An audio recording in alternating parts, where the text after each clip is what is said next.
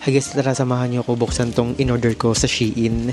Alam niyo ba, sobrang tagal ko tong hinintay, 1 week ata, pero ngayon dumating na. Kasi deserve ko naman to bumili ng mga gamit, no? Kasi masusuot ko naman. Pasensyahan niyo na yung eyes ko kung namumula. At bagong gising lang ako. Inuna ko to buksan kaysa maligo. So tara na.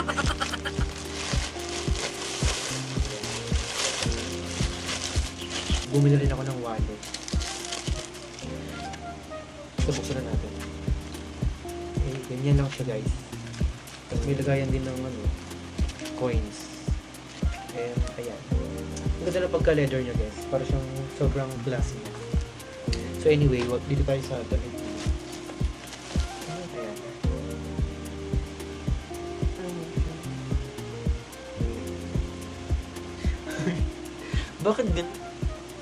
Bakit ganun yung Shein? 36 yung size na kinuha ko, pero parang medium to. Tapos sa iba naman na binili kong damit, small din, pero sakto lang, ang liit din. Pero mas okay na to. Pero mas okay na to, guys, kasi medyo malaki siya ng konti. Kasi dun sa una kong binili sa Shein, o diba? Malaki yan talaga ako, pero mas okay na tong malaki kaysa sa masikip kasi mas mahirap ipa-repair yun. Diba, ito naman, sobrang liit ng small niya. Oh. Ito yung saktong-sakto sa akin. O diba, hindi halatang hindi ako mahilig sa navy blue. Oh.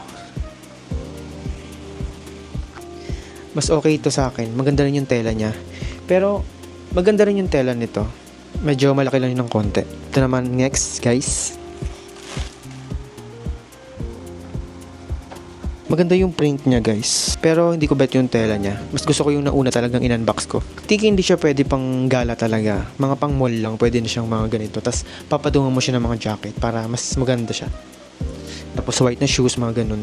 For me, 6 out of 10 to. Oh, may ganun. So, ito naman, ang pinaka-last na in-order ko. I think sando ata to. Kung napapansin nyo, guys, meron ako gantong sando na tank tops na kulay green ata. Bumili lang ako ulit kasi ang ganda ng tela niya. And sobrang sakto siya sa akin. O diba? Hindi ko alam kung anong tawag sa tela na to. Kasi pag kahit ilalaban siya, ganito na ganito siya. Hindi siya nayuyupi. Ayan o, ganyan talaga siya. Straight lang siya. So diba? Ito yung pinakagusto ko mga tank top. Kasi diba?